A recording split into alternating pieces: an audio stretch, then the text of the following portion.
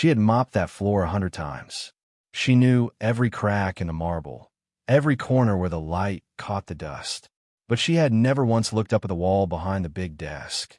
Not until that morning, when she did, and her mop handle slipped from her fingers and hit the floor with a sound that echoed through the entire executive suite. There, framed in dark wood and hung between two oil paintings, was a photograph of her husband. Not a recent one, an old one. He was young in it, maybe 30, wearing a hard hat and standing on a construction site beside a man she now recognized immediately. The man whose office she was standing in. The man whose name was on the building. What was her husband doing in a billionaire's private office? And why had no one ever told her? Before we continue, please like and subscribe, and let us know where you're watching from. Stories like this one are why this channel exists. Her name was Rosa Mendez. She was 44 years old, and she had been cleaning the Vanthorpe Tower for 6 years, longer than most of the executives on the top floor had held their positions. She arrived at 4 in the morning and was finished before the suits walked through the lobby. That was the arrangement, and she had never questioned it. She was good at her work, invisible in the way that only people who carry heavy loads learn to be. Rosa had a private gift that almost no one knew about. In the years before her husband died, she had studied bookkeeping and financial records alongside him at a community college. They had both dreamed of opening a small business together. A bakery, nothing grand, just something of their own. Daniel had died of a sudden illness 3 years before the dream had a chance to breathe. Rosa had packed the textbooks into a box under their bed and returned to cleaning to keep their daughter in school. She had 2 routines that never changed. She always cleaned the executive offices from right to left, finishing with the corner suite that belonged to Marcus Vanthorpe himself. And she always kept a small notebook in her apron pocket where she logged the time she entered and exited each room. Her supervisor had told her to start doing this years ago after a piece of jewelry went missing on another floor.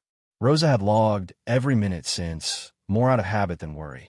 That morning, she had entered Vanthorpe's suite at 5:47. She had noted it. She had begun her work the way she always did. Baseboards, surfaces, glass, floor. It was only when she moved the small cart to the far wall that she tilted her head up and saw it. Daniel, in a hard hat, smiling. She stood very still for a long moment.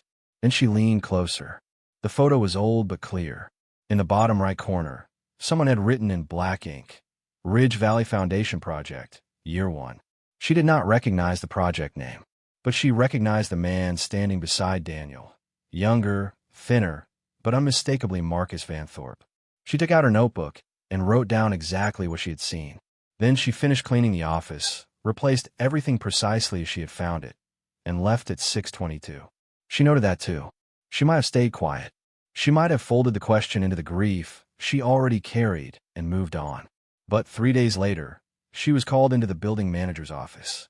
His name was Gerald Sims, and he had always treated Rosa with the careful politeness of a man who was aware of what he owed her, but preferred not to think about it. He told her that Mr. Vanthorpe had reviewed the overnight security footage and noticed a cleaning staff member spending an extended period near his personal wall display. He said Mr. Vanthorpe had questions. He said this in the tone people use when they want the other person to simply apologize and make the discomfort go away. Rosa asked if she was being accused of something. Gerald paused too long before saying no. She said, "Then I'd like to speak with Mr. Vanthorpe directly." The silence in that small office was very loud. Marcus Vanthorpe agreed to the meeting with the easy confidence of a man who had never lost a room in his life. He was 61, silver-haired, and wore the kind of watch that cost more than Rosa earned in 2 years.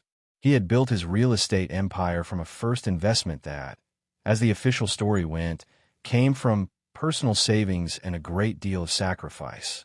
He sat behind his desk, and Gerald stood near the door, and Rosa stood in the center of the room holding her notebook.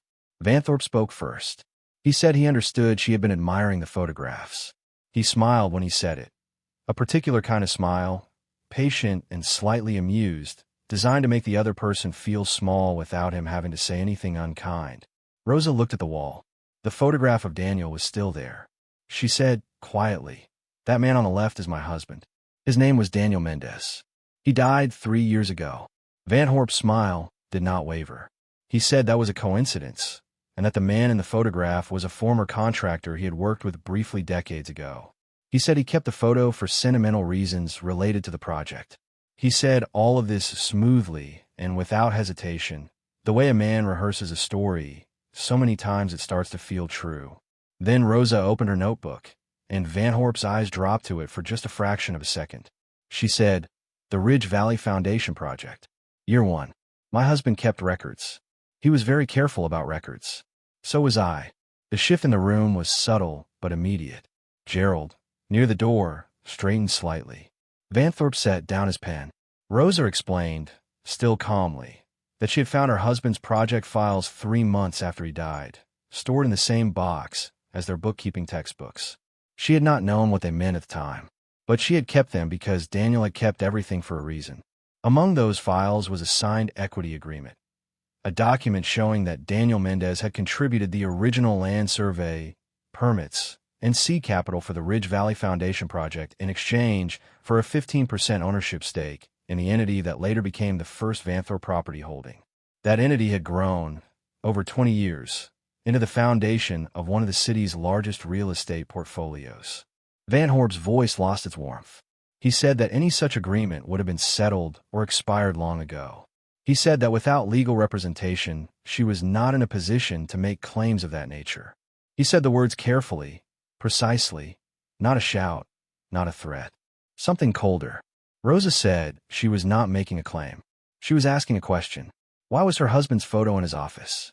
2 days later, Rosa received a formal letter informing her that her cleaning contract had been terminated due to a restructuring of facility services. It was signed by Gerald Sims. There was no other explanation. Rosa sat at her kitchen table with the letter in one hand and her daughter's upcoming tuition bill in the other. She did not cry. She thought about Daniel, and about the bakery, and about the notebook still in her apron pocket. Then she made a phone call. The person she called was a woman named Dr. Irene Castillo, a professor of contract and property law at the City University, who had once given a free community seminar that Rosa had attended 8 years earlier, back when she and Daniel were still studying together. Rosa had kept the flyer in the same box as the textbooks and the project files. She had not known why she kept it. She knew now. Dr. Castillo reviewed the equity agreement and the related project documents. She brought in a colleague who specialized in corporate succession and asset tracing. Within 2 weeks, they had constructed a clear legal picture. The Ridge Valley Agreement had never been dissolved. It had been buried, obscured through a series of entity name changes and restructurings that were legal, technically, but would not survive scrutiny if a court ordered a full audit trail. Daniel's 15% stake had never been bought out, never been legally transferred, and never been extinguished. It had simply been forgotten on purpose. Dr. Castillo filed a formal legal notice on Rosa's behalf. She also, because she believed in the weight of truth landing in the right rooms, sent a summary of the findings to the city's Business Registry Oversight Office. What followed moved faster than Rosa expected. A forensic accountant assigned to the registry review pulled the entity records and confirmed the lineage of the Ridge Valley Foundation project to Van Horp's first major holding. 3 former contractors who had worked on that original project, one of whom had remained a peripheral figure in Van Horp's business circle for years, confirmed that Daniel Mendez had been a founding contributor. One of them, a quiet man named Earl, had been present at the original signing. He had felt uncomfortable for 20 years. He had been waiting, he said, for someone to ask. Gerald Sims, when contacted as part of the review, said that he had not known about any of this. His voice, by accounts, was very still when he said it. He also said, separately and voluntarily, that the termination letter he had signed for Rosa had been drafted by Van Horp's office and given to him to send. He had not questioned it at the time. He was questioning it now. The case did not go to trial. The settlement, reached 4 months after Rosa first opened her notebook in Van Horp's office, was sealed by agreement. But the terms required the public acknowledgement that Daniel Mendez had been a founding contributor to the Ridge Valley project, and that his estate was owed compensation that had been withheld for over 2 decades. Van Thorpe did not appear at the acknowledgement proceeding. His lawyer read a prepared statement. The framed photograph, Rosa was told by someone who still worked in the building, was removed from the office wall the same week the notice was filed. Rosa used part of the settlement to pay her daughter's remaining tuition in full. She used another part to lease a small commercial space on a quiet street 2 neighborhoods over from where she had grown up. The bakery opened on a Saturday in early spring. Rosa named it after Daniel, not with his full name, just his first. A small handwritten sign above the door. The kind of thing only people who knew would understand. On the morning of opening day, Dr. Castillo came in and ordered coffee and a roll. Gerald Sims, who had quietly provided a written account to the oversight office that proved more useful than he realized, sent a card that simply said he was glad things had gone the way they did. Rosa put it on the counter next to the register. She had mopped floors in silence for 6 years. She had carried a grief and a set of documents that she did not fully understand in a box under a bed, because her husband had believed that careful people keep careful records, and that the truth, given enough time, tends to find a door. It did not take a superhero moment. It did not take shouting or vengeance or luck. It took a woman who looked up one morning, wrote down what she saw, and refused to let the discomfort of powerful people become her reason to stay quiet. Dignity is not something that can be restructured away. Character is not something that expires. If Rosa's story stayed with you, leave a comment below and tell us where you're watching from. And if you haven't subscribed yet, now is the time. There are more stories like this one waiting for you.